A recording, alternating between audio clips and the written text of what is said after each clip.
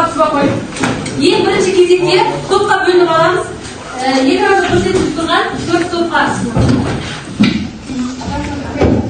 Жақсы, бірінші топ Жантуар, Айбол, Әсет, Мәди, Арай, Самира.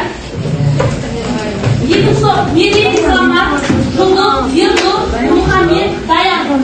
Үшінші топ Ербол, Лейла, Әсет, Гүлнар, Нұрай. Төртінші топ Арай, Ботагөз, Бинан, Мұқағали, Сайын. Жақсы, естен отырамыз.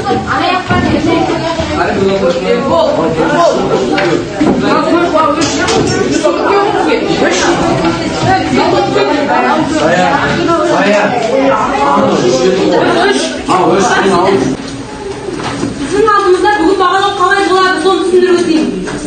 Топ арасында бір оқушы сайлап аламыз. Қазір бірінші топта кім? Топ басшысы Самира. Екінші топта кім? Мерей. Үшінші топта кім? Төртінші топтан Дина. Жақсы. Бағалау қарағанда үй тапсырмасымен 3 тапсырма белгіленген. Сол бойынша қай оқушы қатысады белгілеп отырамыз. Қанша бал қоятыны жазылған.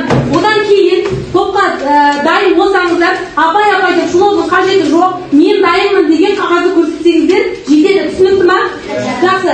Енді топ арқылы бізде өткен тақырып Бауыржан Момышұлының өмірі мен шығармашылығы жайында. Бауыржанға ісін жазып келу және дәлелдермен. Жақсы, оны мен жазбаша тексеремін. Ал қазір өткен білімді еске түсіру мақсатында тест тапсырмасын орындаймыз. Барлығымыз телефондарымызды шығарамыз. Бәрімізде бар ғой? Жақсы. Бірінші тапсырма бізде Бауыржан Момышұлының өмірі жайында тест тапсырмаларын орындаймыз. Қазір кіреміз. Капотты ашамыз, капот сілтемесін.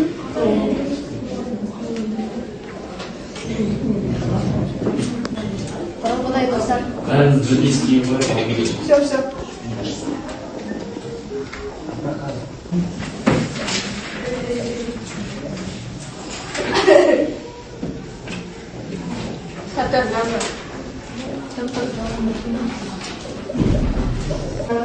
Бауыржан Момышұлы таш жолы.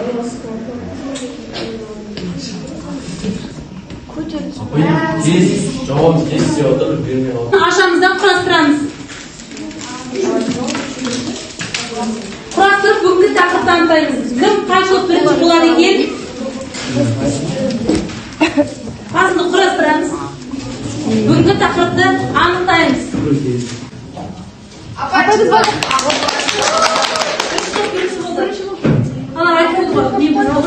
Жақсы. Сонымен бүгінгі біздің тақырып авторы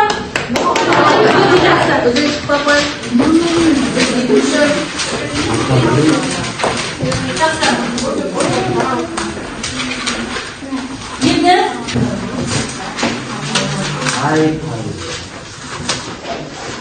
Ay ömür, bütün sınav күні, сынау қуанышты күлкіні, өмір деген бір шарт еткен найсағай, өмір деген көк аспанның күркірі, ай өмірде сынау күні. Болмағандай, жүрмегендей сендеміз, кетеміз ау, кетеміз, пендеміз, ұрпақтарға береміз. Қалай өрбейді? Бұл ауру бала мен ананың шарасыздығымен оқиға байланысады екен, дамиды. Келесі оқиға қаланың аққуларды атуымен жалғасады екен.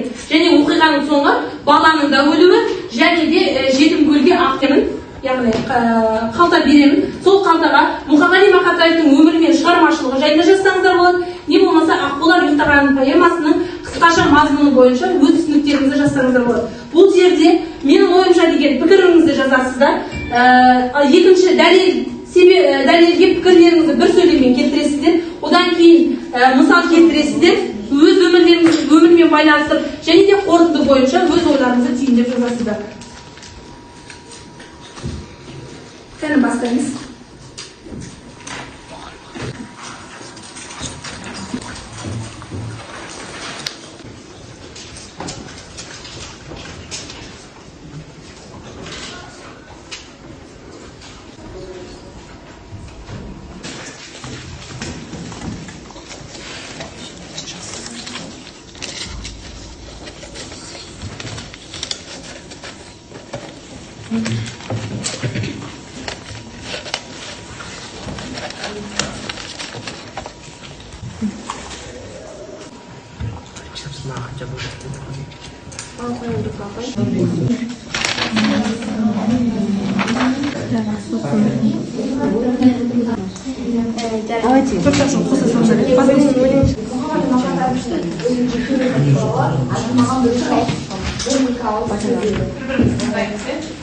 Ең біріншіден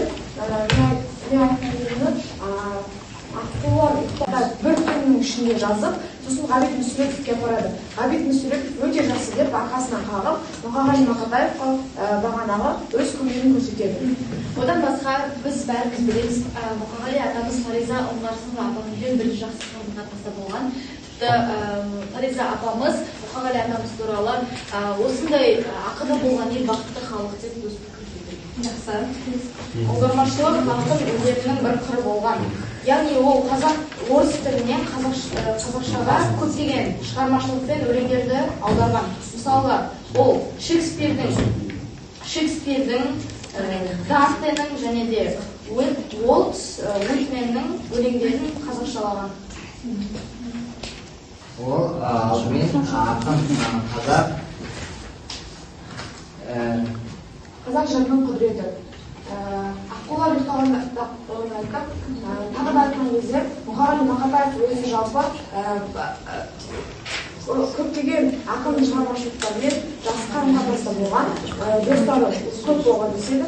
Содан кейін өмірінің соңғы жылдары немен ауырғаннан кейін, жаман аурумен ауырғаннан кейін көп өлеңдері сол арқылы шыққан. Мақатаевтың өзін жазуға құштарлығы газет журнал саласында жемісті еңбек ақын.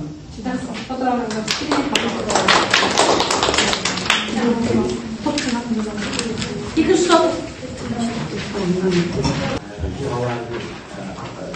Шығармаларымыз сақтап қалу ол біздің келешек ұрпаққа жеткізу біздің парызымыз. Осы біз осы тақырыпқа ана өлең жазып едік, Тұршымақты соны оқып өтсек. Ақынның сөзі алтын сөз сақталып қалды санада. Рухани азық болары белгілі барша ғаламға. Мұқағали Мақатаевтың ол ақиық ақынның еңбектері жайлы анаға арнаған өлеңдердің ішінде де Аруана, шешесін бақыттысың сізді өлеңдер. Табиғат туралы мысалы, Алтай атырау, Шазар құш болыңдар, Аққайың, мен тауықпын, апам екен, Ол Шекспирдің сенаттары деген Дэнттің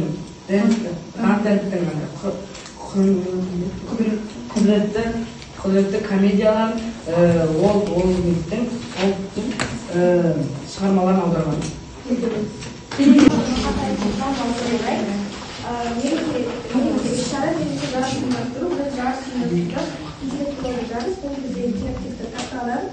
Тәрбиелеп осында біздер қатысушылар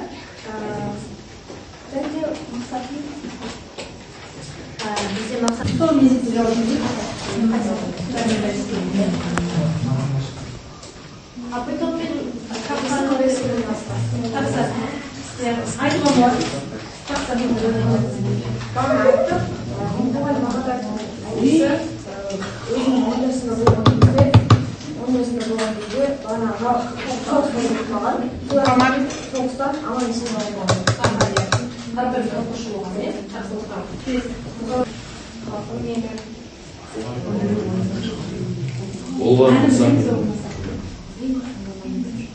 Ұят болды ғой Мұқағалидың бір өлеңін білмейтініміз,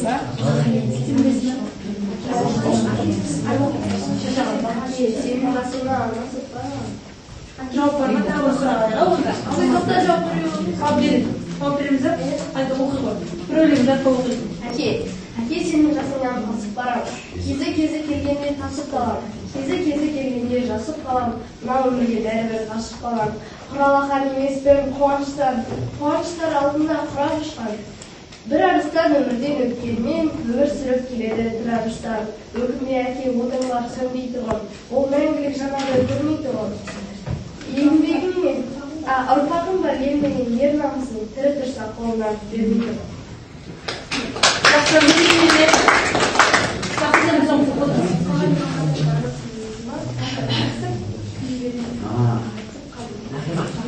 Анықтап келесіздер. Енді келесі кезекте бізде кер байланыс, мен сіздерге гамбургер таратып беремін. Сабақ ұнадыма қандай әсер алдыңыздар, соны жазып өтшілетін боласыздар.